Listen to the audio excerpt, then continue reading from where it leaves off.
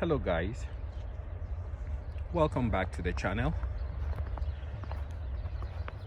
So today we are looking at an Ancheer Electric folding mountain bike, and we shall be talking about one of the issues that has people discussing about this specific and other similar electric bikes, which is the issue of regeneration.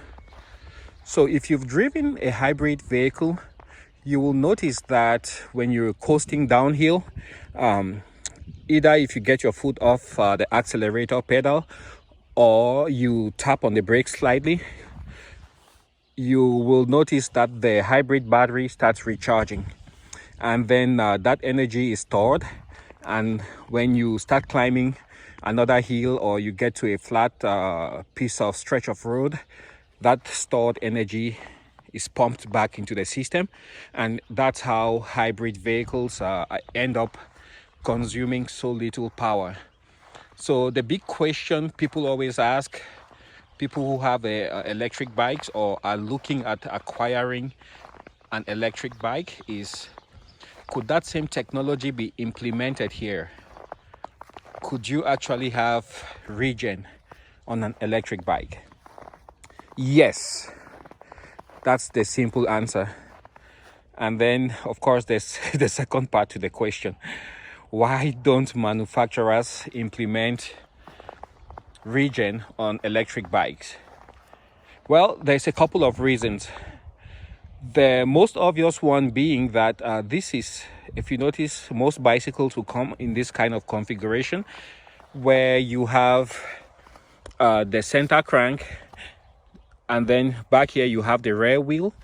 But bicycles have a specificity, just like also helicopters, where you have the main rotor spinning, in that when you're going downhill, I'll show you here, lift it up and I'll spin it with my foot there.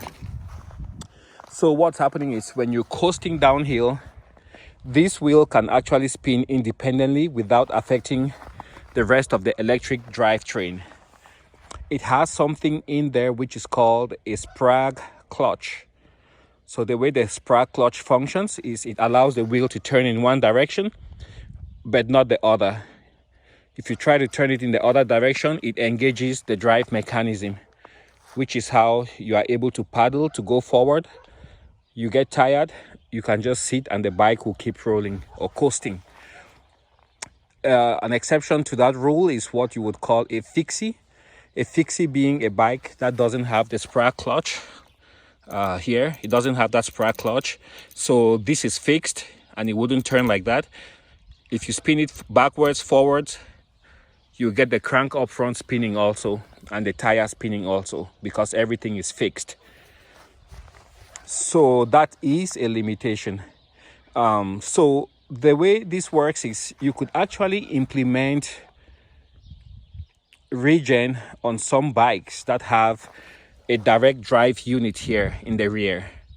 So direct drive unit bikes, you can easily notice them. They have like a much bigger motor back here. The motor goes about this tall and it's quite heavy.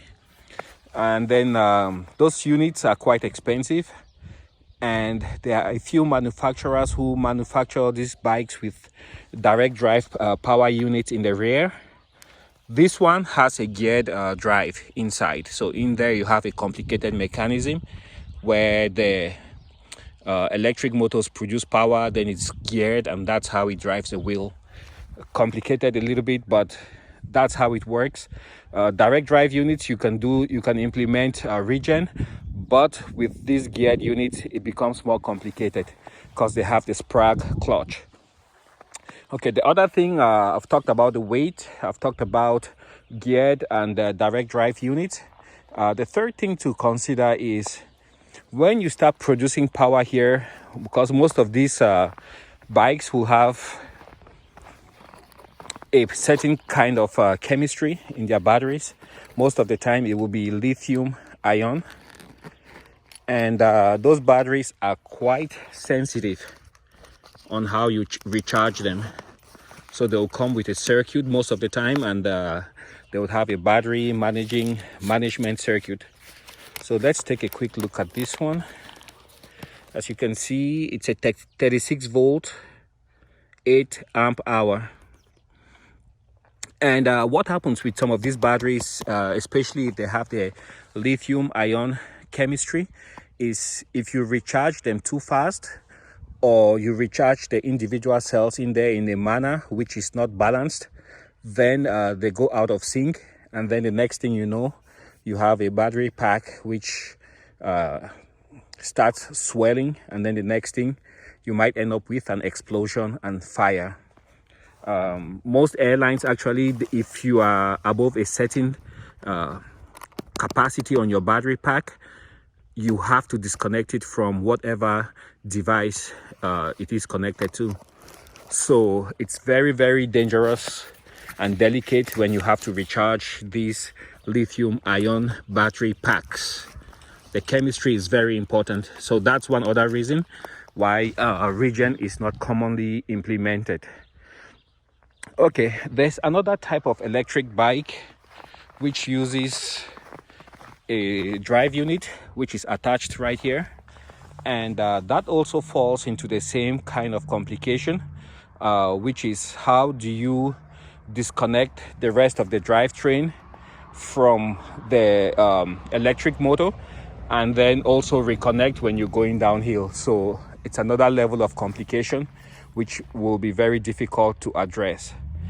So finally, most people would end up either with a direct drive unit up front, which can actually be modified easily to implement Regen. Most of the controllers, like the one you see right here, that's just a housing. If you open it up, it has the generic silver colored controllers that you find on most e-bikes. That's what's inside the pouch. So most of them come ready for Regen. You just have to make a slight modification, usually just soldering 2 points on there, and that activates Regen. But do you really want to activate Regen? Are you sure your bike is ready for that?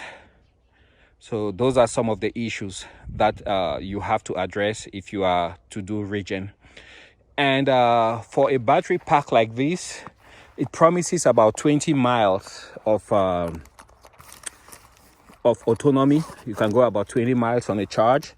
So if you implement Regen, depending on the kind of terrain on which you ride, you can look anywhere between 5 to, some people say 2 to 10% of your charge that you can recover. And even more so for bikes that are heavier. Let's say you are going on a tour and you have, a lot of luggage, or let's say you're pulling something heavy with your bike, and the Regen is gonna help because of the higher rolling mass that you have. You will save on your brake discs, because that's how most of these bikes will come these days. Electric bikes, they'll come with brake discs, and if the bike is very heavy or is pulling a heavy load, then you could use Regen to help save on the wear and tear on your brake components. So that's one area where you can have a lot of success implementing Regen on these electric bikes. So I think that's what I have to say to share with you guys on why you see these nice electric bikes quite expensive.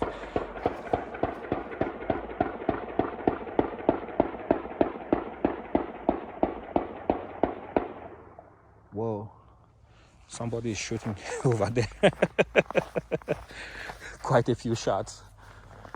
Yep, so that's why you find that Regen is not common on electric bikes, even though it makes quite a lot of sense.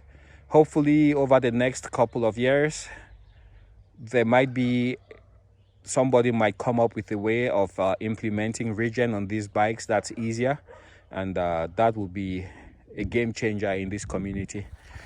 Thanks for watching the video. Hope to catch you guys on the next one.